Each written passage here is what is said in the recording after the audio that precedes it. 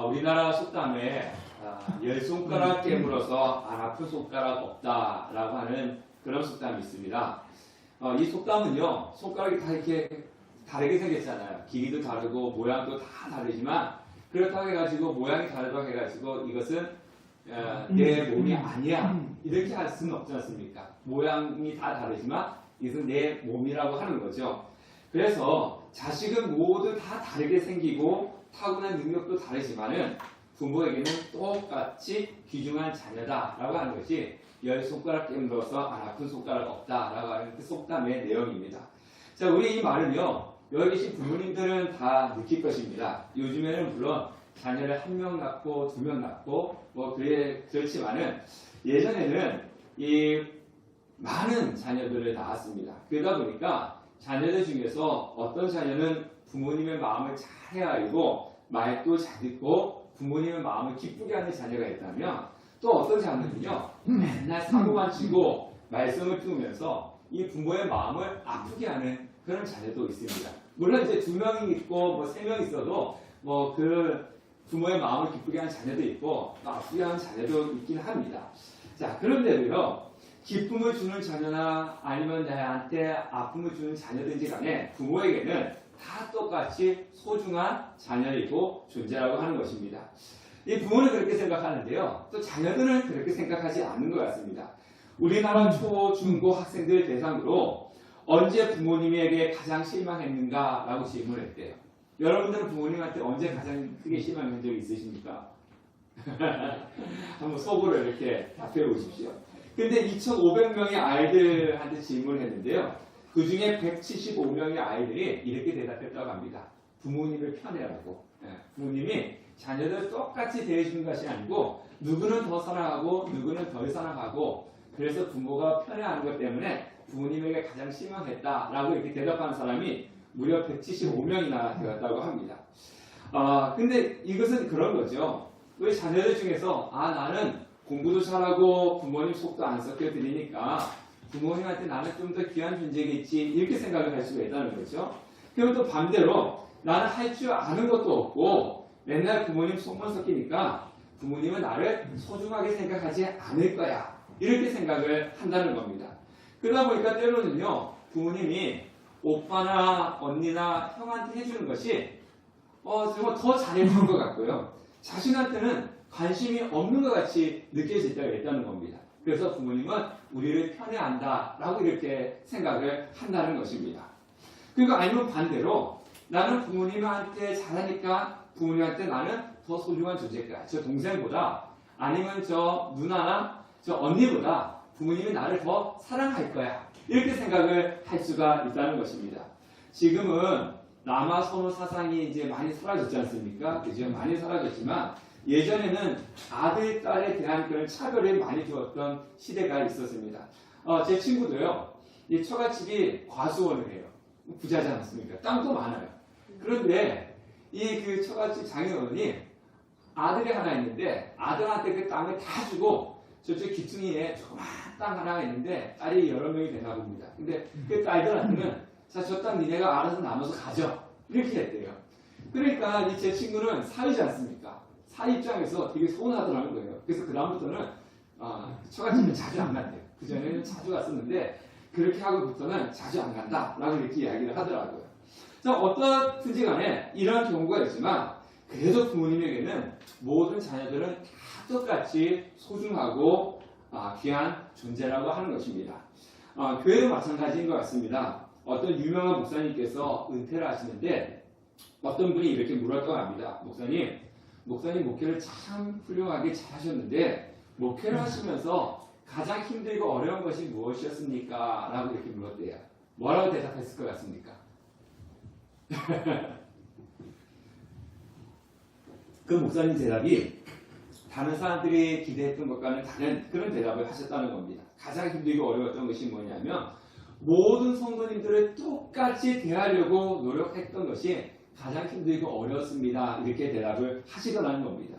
자, 그 말씀은 뭐냐면요, 모든 성도님들이 자신한테는 다 귀중하고 소중한 존재임에도 불구하고 그 목사님이 사람이다 보니까 교회에 열심히 나오시고 신앙생활 잘 하시는 분들에게 마음이 조금 더 쏠리고 반대로 교회도 잘 나오시지도 않고 교회에서 불평, 원망하시는 분에게는 마음이 조금씩 등한시 되더라는 겁니다.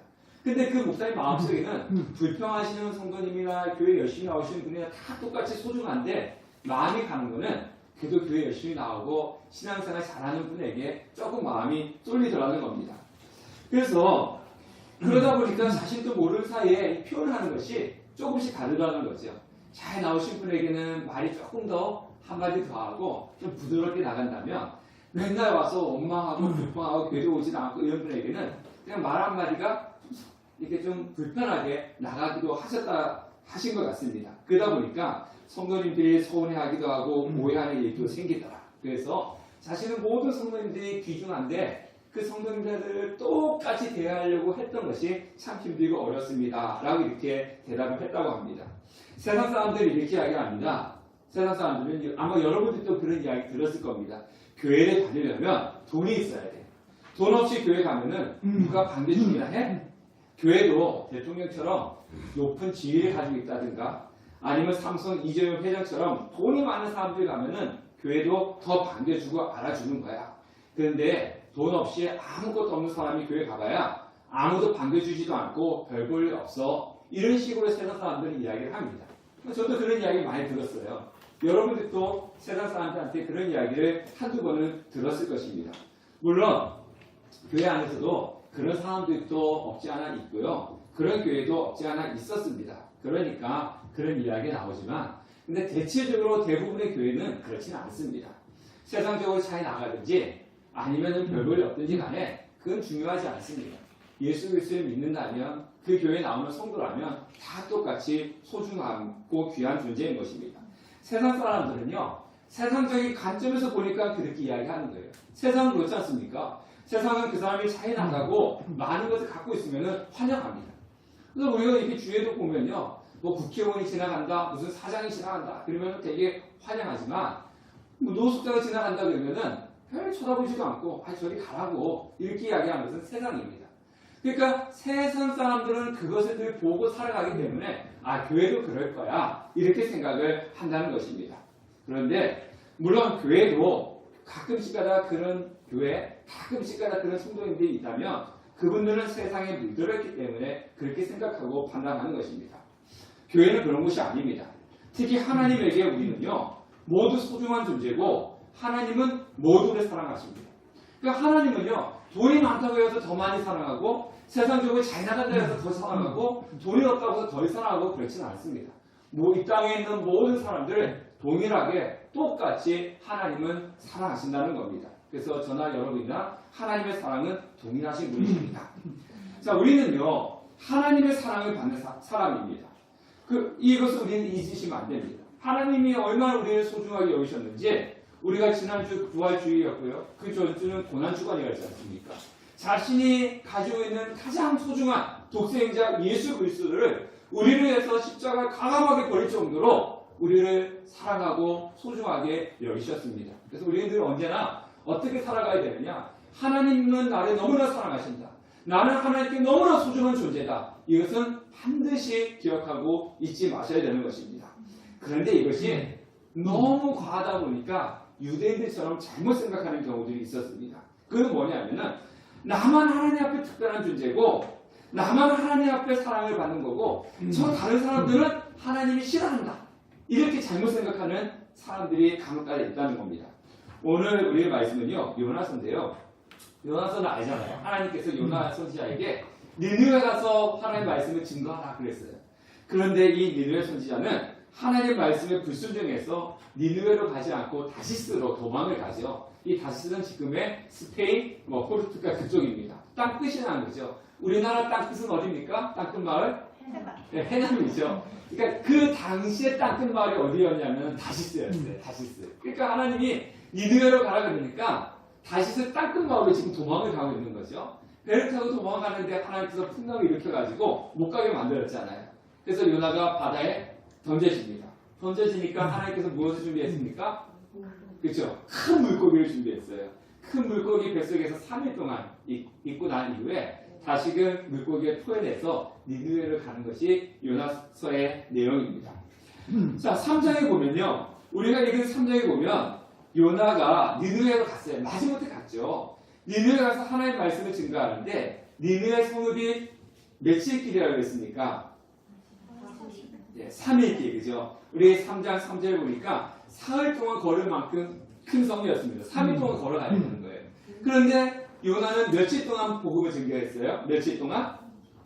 3장 4절을 보니까 하루. 하루.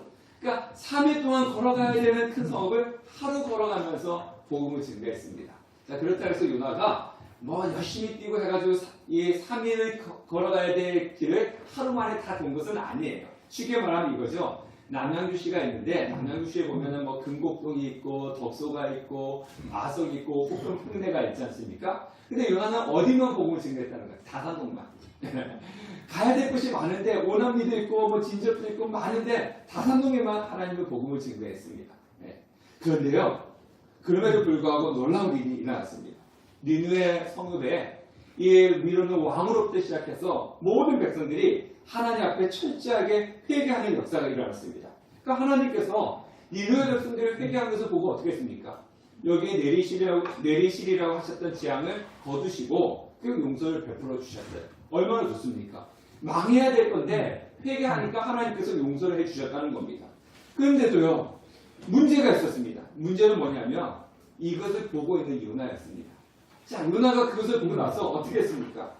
싫어했다는 거죠. 자, 1절과 3절 말씀을 보니까요, 요나가 매우 싫어하고 성내며 여호와의 원하건대 이제 내 생명을 거두어 가소서. 사는 것보다 죽는 것이 내게 나음이니라 하니. 이게 뭡니까? 지금 이 니느웨 성은요, 죄악이 가득했어요. 자, 우리 소돔과 고모라가 멸망한 이유가 뭐죠? 그죠? 죄악이 가득 찼기 때문에. 노아 홍수가 일어난 이유가 뭐죠? 이 땅에 죄악이 과장했기 때문에, 가득 찼기 때문에, 죄악이 가득 찼기 때문에 노아 홍수를 하나님께서 일으켰고요. 소돔과 고모라 성도 죄악이 가득해가지고 의인 10명이 없었잖아요. 의인 10명이 없었기 때문에 소돔과 고모라 성이 멸망했고요. 예루살렘 성은 왜 멸망했습니까? 그것도 똑같아요. 의인 한 명이 없었어요. 하나님은 의인 한 명을 찾았는데 의인 한 명이 없고 죄악이 가득했어요. 그래서 예루살렘 성이 멸망했던 거예요. 그러니까 니느웨 성이 죄악이 가득했어요. 그래서 하나님께서 요나 선지자에게 가라는 거죠. 지금 니느웨 성이 죄악이 가득했기 때문에 내가 이 성을 멸망시키려고 한다. 너가 가서 하나님 말씀을 증거해라. 그렇게 이야기를 했습니다. 그래서 요나가 가서 하나님 말씀을 증거했더니 이 니느웨 백성들이 다 하나님 앞에 나와서 회개를 해서 하나님께 용서를 받고 그래서 그 죄악을 징벌이라고 하는 그 멸망이라고 하는 그 징계를 받지 않았습니다. 자, 그럼 선지자라면 이 모습을 보고 기뻐해야 되겠습니까? 슬퍼해야 되겠습니까? 기뻐해야죠. 선지자라면 하나님 말씀을 증거했는데 저들이 하나님 회개하고 돌아왔어요. 그럼 기뻐해야 되는 것이 마땅하지 않겠습니까? 그런데 요나는요, 기뻐하지 않았어요. 오히려 어떻게 했습니까? 분노했습니다. 화가 났어요. 속에서 막 화가 일어나고 화난 걸로 그치는 것이 아니라 막 하나님께 분노를 표출했습니다. 성경에 보니까 요나가 매우 싫어했다. 그래서 하나님께 기도하는데 뭐라 기도합니까? 죽여달라고. 쉽게 말하면 이거예요. 여러분들, 요즘 우리나라 보면 시위 많이 하잖아요. 시위할 때 처음에 이제 피켓 들고 시위하다가 그 다음에 단계가 강해지면 어떤 시위로 갑니까? 뭘 투쟁하잖아요. 삭발하잖아요. 삭발. 그죠? 맨 처음에 그냥 피켓 들고 시위하다가 그 다음에는 좀 짙어지면 이제 강하게 삭발합니다. 그 삭발하고 나는 그 다음 단계가 뭡니까? 제일 마지막 단계. 단식 투쟁이에요. 단식 투쟁. 단식 투쟁이에요. 이거 굶는다고 하는 건요, 심각한 거거든요. 우리가 하나님께 금식 기도하는 것도 똑같아요. 금식도 뭡니까? 하나님, 나 이제 죽으려고 하니까 하나님 이거 기도 들어주셔야 돼요. 이런 게 이제 금식 기도거든요. 그래서 지금 요나는 뭐 하고 있는 거예요? 하나님 앞에 단식 투쟁하는 거예요. 아니, 저 성에 하나님께서 멸망시킨다고 했는데 왜 저 성을 살려주십니까? 난 싫습니다. 화가 나가지고 하나님 앞에 단식 투쟁을 하고 있는 겁니다. 저들에게 은혜를 받을 만한 자격이 없는 저들에게 하나님의 은혜를 잘못 베풀었다는 거죠. 그래서 요나가 이렇게 행동하는 이유가 있습니다. 2절 보니까요. 여호와께 기도하여 이르되 여호와여 내가 고국에 있을 때 일을 하겠다고 말씀하지 아니하였나이까. 그러므로 내가 빨리 다시스로 도망하였사오니 주께서는 은혜로우시며 자비로우시며 노하기를 더디하시며 인애가 크시사 뜻을 돌이켜 재앙을 내리지 아니하시는 하나님이신 줄을 내가 알았음이니이다. 자, 이 이야기가 뭡니까?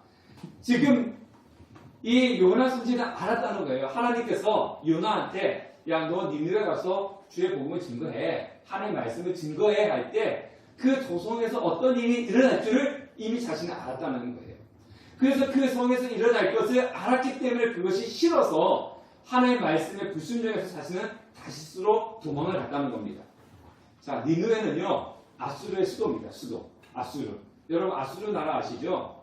네, 세상, 이 학교에서 공부할 때는요, 아시리아 이렇게 나옵니다. 아수르라고 하는데요, 성경에는 아수르라고 표현하기도 하고, 때로는 니느웨라고도 표현을 하기도 합니다. 근데 이 아수르가 어떤 나라였냐면요, 이 당시에 강대국이었어요. 최고 강대국이었고요. 그러다 보니까 늘 이스라엘을 괴롭히는 거예요. 쳐들어오기도 하고요, 와가지고 사람을 죽이기도 하고, 잡아가기도 하고, 나중에는 북이스라엘이 아수르에게 멸망을 당합니다. 그러니까 이 요나의 입장에서 보면은 이 아수르는 어떤 나라예요? 원수의 나라예요, 원수의 나라. 지금 러시아가 우크라이나에 쳐들어갔잖아요. 그래서 많은 민간인들을 죽이고 학살하고 그랬는데, 이 우크라이나 사람들 입장에서 러시아는 뭐 원수지 않습니까? 뭐 그런 입장입니다. 요나에서 입장에서 볼 때는 아수르는 원수의 나라입니다. 자, 그런데요, 그 원수의 나라에 가서 하나님께서 말씀을 잘하는 겁니다. 자, 악이 가득 찼으면은 가만히 놔두면 어떻게 되겠습니까? 니느웨 악이 가득 찼어요. 가만히 놔두면 어떻게 돼요? 차라리 하나님의 징계를 받아서 멸망할 건데, 하나님께서는 하나님의 말씀을 증거해서 말씀을 증거하면 그들은 분명히 회개할 것이고, 그럼 하나님께 용서해 주셔가지고 멸망하지 않을 것이라면서 알고 있는 거지 않습니까? 그래서 아니, 하나님이 가만 놔두면 그 원수의 나라가 멸망할 텐데 왜 굳이 가가지고 하나님의 말씀을 증거해서 저들 용서받으러 합니까? 나는 그게 싫습니다. 이게 요나의 생각이었다는 것입니다. 그래서 요나는 생각하기에 저들은 은혜 바다의 존재가 아닙니다. 저들은 은혜 바다의 민족이 아니고 멸망을 받아야 될 존재입니다. 멸망을 받아야 되는 존재인데 하나님의 말씀을 증거하라는 것은 말도 안 됩니다. 그래서 거부하고 도망을 간 거예요. 나중에 복음을 마지못해서 했잖아요. 근데 3일 길을 가야 되는데 하루 길을 가는 이유가 거기에 있는 거예요. 싫은 거죠. 하나님의 뜻이지만 하나님의 말씀이지만 나는 싫습니다. 이런 의미를 가지고 있는 겁니다.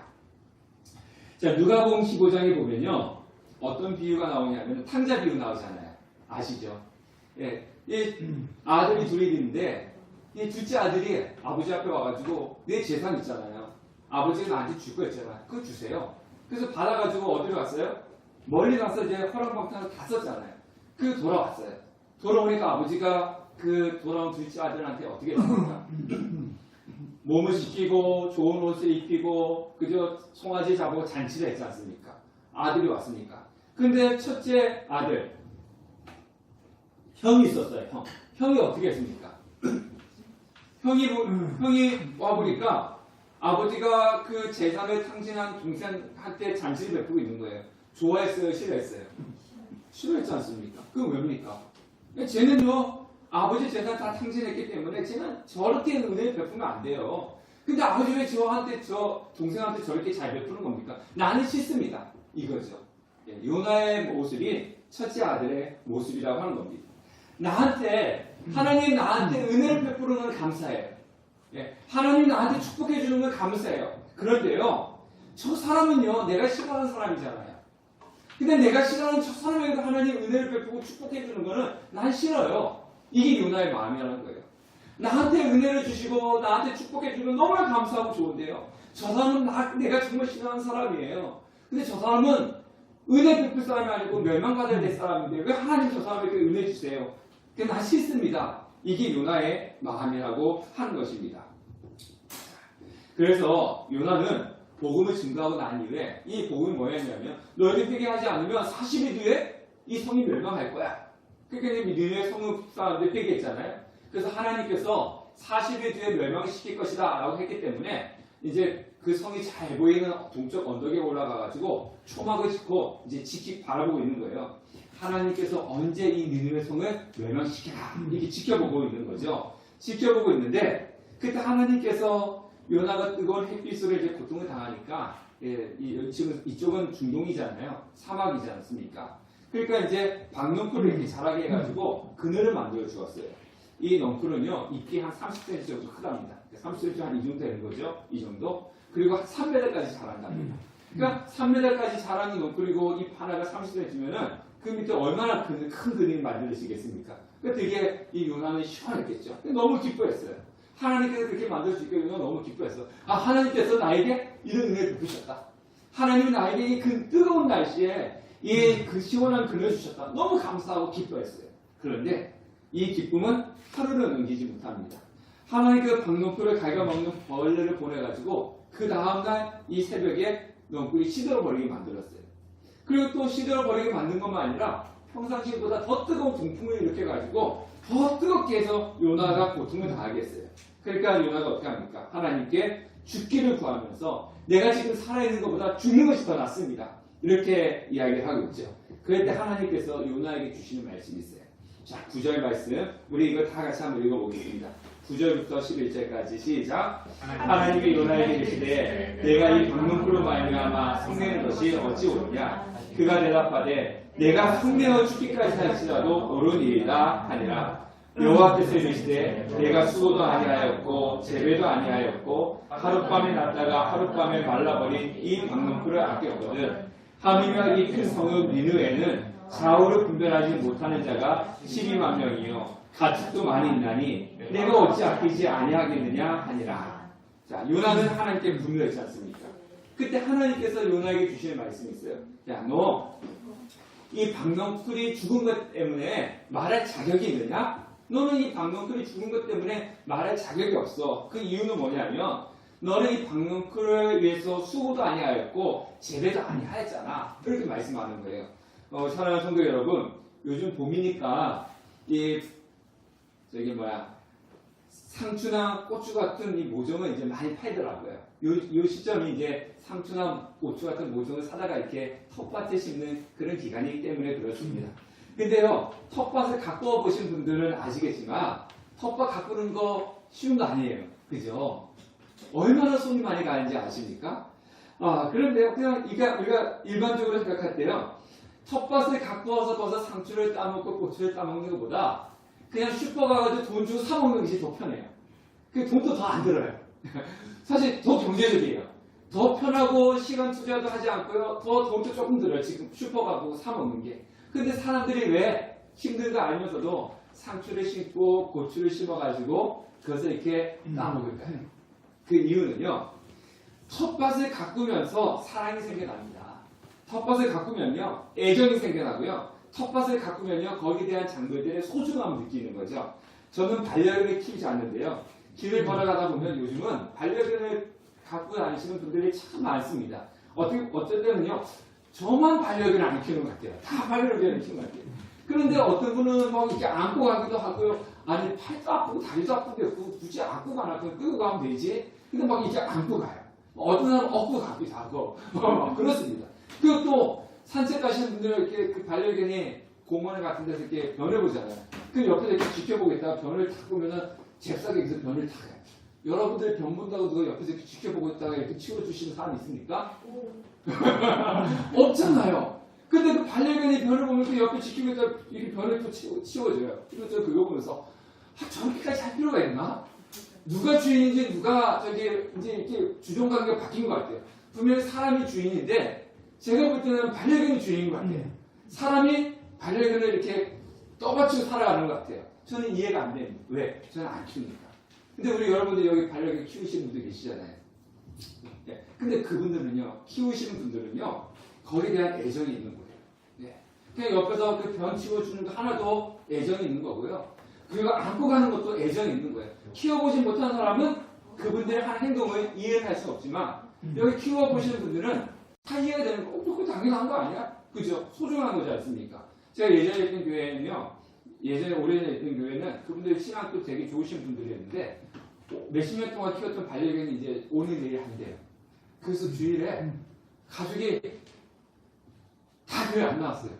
죽는 거 지키고 있다고. 그래서 저는 이해가 안 되더라고요. 아니, 저기 믿음 있는 분들이 반려견이 죽는데 교회까지 안 나오지 그 옆에 지켜봐야 되나? 근데 또 한편으로 생각하니까 이해가 돼요. 몇십 년 동안 같이 키웠던 걔가 지금 죽으려고 하는데 그만큼 애정이 생겼다는 거죠. 예. 내 손이 들어가고 내 노력이 들어가면 애정이 생기고 사랑이 생기는 거예요. 내가 손에 들어가지 않고 내 노력이 들어가지 않으면 애정이 안 생기는 겁니다. 우리가 밭에서 내가 텃밭을 키워가지고 텃밭에서 상추를 뜯어 먹었을 때는요, 하나하나가 소중한 거예요. 버릴 것이 아까운 거죠. 근데 슈퍼 가가지고 그냥 내 돈 주고 탁 사올 때는요, 그냥 냉장고에 넣어놨다가 잊어버리고 나서 그냥 쉽게 버릴 수가 있는 거지만 내가 직접 키운 거는 쉽게 버릴 수가 없는 것입니다. 그래서 하나님을 사랑하는 것도 마찬가지예요. 하나님을 사랑하는 것도 그냥 하나님 사랑하게 해주세요, 사랑하게 해주세요, 그래가지고 사랑이 생기는 게 아니고요. 하나님을 위해서 내가 노력하고 하나님을 위해서 내가 헌신할 때 자연히 하나님을 향한 사랑이 생기는 겁니다. 교회도 마찬가지입니다. 교회도요, 그냥 와가지고 주일에 앉아서 예배식 드리고 쭉 가면요, 교회에 대한 애정이 없습니다. 교회 와서 내가 무엇이라도 하나를 해보십시오. 자연히 교회에 대한 애정이 생기는 겁니다. 저는 교회 할 것이 없으면 우리 앞에 여기 혼나죠. 지난주까지 여기 옆에 뭐가 있었습니까? 예, 화추가 있었죠. 이제 날씨가 좀 다 밖으로 뺐는데요. 교회에서 정할 거 없으면 일주일에 한 번씩 와서 화추에 물에도 한번 줘보세요. 그러면 내 교회에 애정이 생기는 거예요. 그냥 교회 와서 가만히 앉았다가 끝나면 가면요, 10년의 교회 다녀도 교회 애정과 사랑이 생기지 않습니다. 와서 청소라도 한번 하시든가 의자라도 한번 닦으시든가 아니면 화초에 물이라도 한번 주면요, 내 수고가 들어가고 내 노력이 들어가기 때문에 애정이 생기는 겁니다. 하나님을 사랑하는 것도 마찬가지예요. 하나님도요, 내 것을 하나님께 투자하고 헌신하고 노력을 해야지 하나님께 대한 애정과 사랑이 생기는 겁니다. 지금 요나가 하나님이 요나에게 하신 이야기가 바로 그겁니다. 너 저 박농쿨에서 한 것이 있냐? 없잖아. 박농쿨에서 씨앗을 심었니? 물을 준 것이 있니? 하나도 없잖아. 근데 저 니느웨 성읍에는 좌우를 알지를 못하는 사람이 12만 명이야. 근데 성경에서 12만 명이 할 때는요, 여기는 여성도 빠지고 어린 아이도 빠집니다. 장년들 남성들만 숫자를 거예요. 그러면 학자들이 이야기하기에 어린 아이들 여성들까지 합치면은 여기에 몇 명이 있냐면요, 60만 명이 있다고 합니다. 니느웨 60만 명이라고 하는 사람이 있다는 거예요. 그러니까 하나님 하신 얘기가 뭐냐면, 저기 있는 저 사람들도 내 손으로 만들었어. 저기 있는 저 사람들도 내 손으로 먹이는 사람인데 어떻게 내가 아끼고 사랑하지 않겠니? 내가 아끼고 사랑하는 것이 당연하지 않냐? 요나한테 그렇게 말씀하고 계시는 거예요. 네. 이 땅에 있는 사람들, 예수 믿지 않는 사람들이요, 어디서 태어났겠습니까? 다 하나님 만드신 존재예요. 그리고 여기서 예수 믿지 않는 사람들도요, 하나님께 다 먹이시고 입히시는 사람입니다. 하나님의 손길에 가는 사람들이에요. 교회를 다니고 예수를 믿는다 해가지고 하나님이 우리를 만드시고 우리를 살피시고 저밖에 예수를 믿지 않는다고 해가지고 저 사람들은 하나님이 만드시지 않은 사람이 아닙니다. 그들도 다 하나님의 손길에 가는 사람들입니다. 그렇기 때문에 하나님 입장에서는 다 소중하고 사랑하는 사람들이라고 하는 겁니다. 그래서 우리는요, 나는 하나님의 은혜를 받은 사람입니다. 나는 소중한 사람입니다. 이렇게 생각하는 건 맞습니다. 네, 우리 그렇게 생각하셔야 돼요. 우리는 하나님께 사랑을 받고 하나님께 소중한 존재입니다. 그런데 나는 은혜를 받을 존재이지만 다른 사람들은 하나님께 은혜를 받지 못하는 존재야. 이렇게 생각하는 것은 잘못된 생각이라고 하는 겁니다. 누가복음 13장에 보면 포도원 주인이 이렇게 무화과 나무가 심겨져 있어요. 포도원에 무화과 나무가 심겨져 있는데 이 무화과 나무가 보니까 열매를 맺지 못하는 거예요. 그 주인이 뭐라 그럽니까? 이 열매를 맺지 못하는 무화과 나무를 찍어버려라.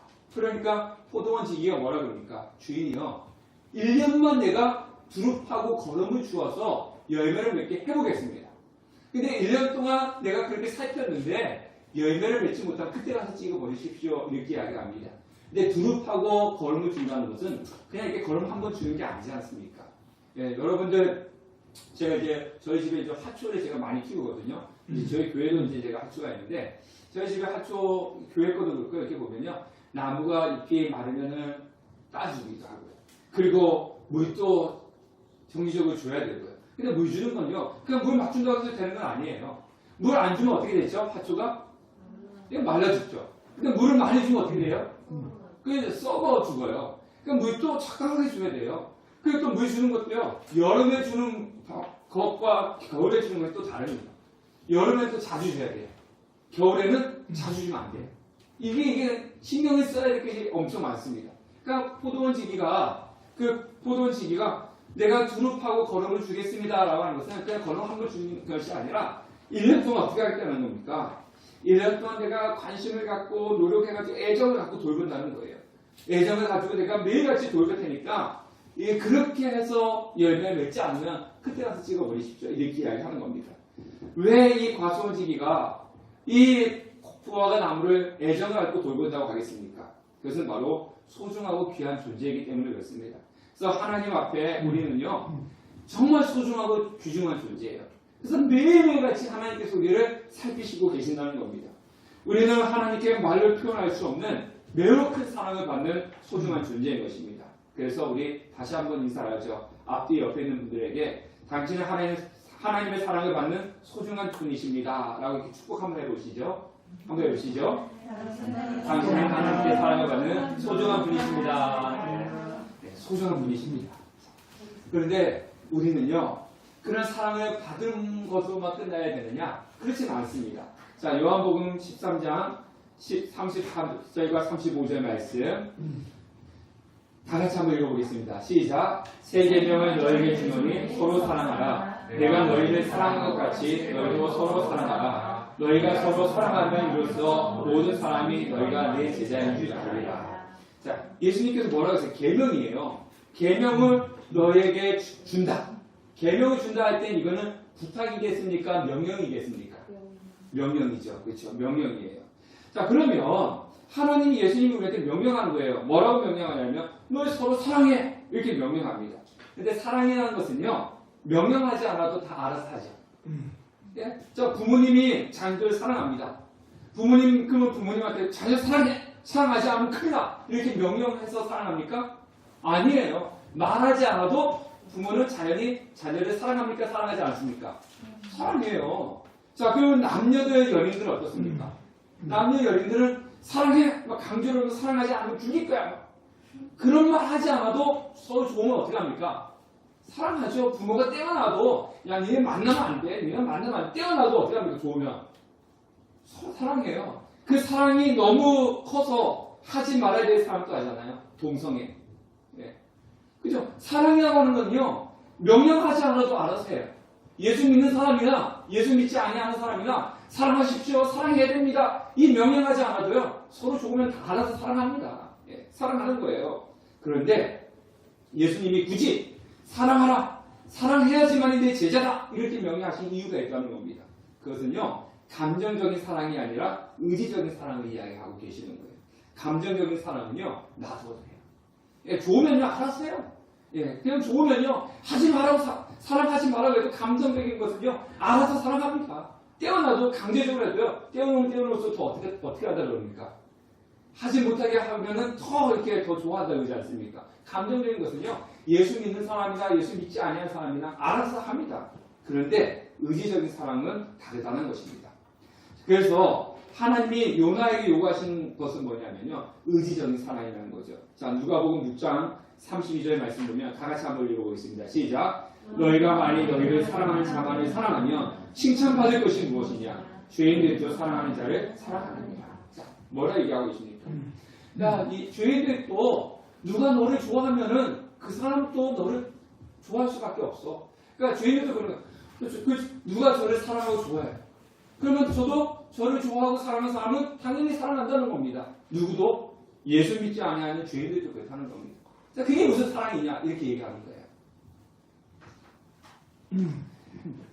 그들은 요나처럼 마음이 원치 않는 사람들을 의지적으로 사랑하지 못합니다. 불신자들은 의지적인 사랑을 못하는 거예요. 자기가 좋아하는 사람, 자기를 좋아하는 사람, 사랑하는 사람은 사랑하지만 자기를 미워하고 자기를 싫어하는 사람들은 사랑하지 못한다는 겁니다. 그러면 그 사랑은 누가 할 수 있느냐? 나를 좋아하지 않고 나를 싫어하는 사람을 의지적으로 사랑할 수 있는 사람들은 누구냐? 불신자들은 못한다는 거예요. 누가 할 수 있다는 겁니까? 예수 그리스도를 믿는 성도들이기 때문에 너희들은 그 사랑을 할 수 있지 않느냐. 그렇기 때문에 예수님께서 하시는 말씀입니다. 서로 사랑해라. 감정적인 사랑이 아니라 의지적인 사랑을 해라. 그 사랑을 해야지만이 내 제자인 줄 알리라. 이렇게 말씀을 하고 있는 것입니다. 이것이 뭐냐? 진정한 사랑이다 라고 말씀을 하고 있습니다. 사랑하는 성도 여러분, 우리는 하나님으로부터 이루 말할 수 없는 사랑을 받은 귀한 존재입니다. 귀한 존재라는 거예요. 그래서 좌절하지도 말고 낙심하지도 말고 늘 귀한 존재로 살아가셔야 되는 것입니다. 그런데 나만 그런 귀한 존재가 아니라 내 옆에 있는 이 사람들도, 오늘 여기 같이 예배드리고 있는 이 모든 사람들도 다 똑같이 하나님께 사랑을 받는 귀한 존재라고 하는 것입니다. 그래서 우리는 감정적으로 나를 사랑하고 나를 좋아해주는 그 사람들만 사랑하는 것이 아니라 내가 싫어하고 내 마음이 가지 않는 사람이 할지라도 그 사람을 어떻게 사랑해야 되느냐? 하나님께 귀한 사랑을 받는 소중한 존재임을 알고 우리는 그 사람을 의지적으로 사랑해 주셔야 된다는 겁니다. 그게 바로 성도의 삶이고, 그게 바로 예수님께서 그걸 그렇게 사랑해야지만이 내 제자인 줄 알리라 라고 이렇게 말씀을 하고 있습니다. 불신자들은 못합니다. 예수 그리스도를 믿지 않는 사람들은 절대로 의지적인 사랑을 할 수가 없습니다. 하나님의 사랑을 경험한 사람만이. 우리가 그렇지 않습니까? 하나님이 성경에 보면요, 하나님이 우리를 사랑하는데 어떨 때 사랑했습니까? 원수되어 있을 때. 하나님 입장에서 우리는 죄악 가운데 원수되어 있을 때 원수된 사람을 우리를 사랑했던 거예요. 그 사랑을 받은 사람이 우리라고 하는 겁니다. 그래서 우리는 의지적인 사랑을 할 수 있는 겁니다. 그게 성도고 그게 성령을 받은 사람들의 모습이라고 하는 겁니다. 그래서 언제나 사랑을 받은 성도로서 사랑하며 살아가는 우리 성도 되시기를 주님의 이름으로 축원합니다. 기도하겠습니다.